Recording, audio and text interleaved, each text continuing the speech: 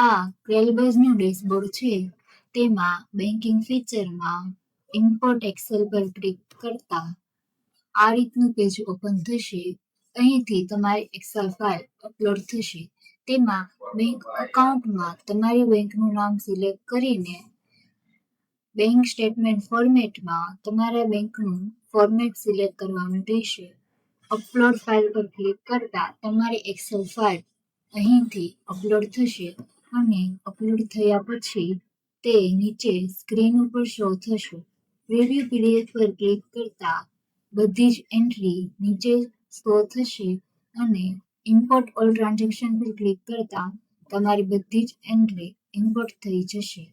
જેનો message import થયા પછી નીચે સક્સેસફુલીનો આવી જશે.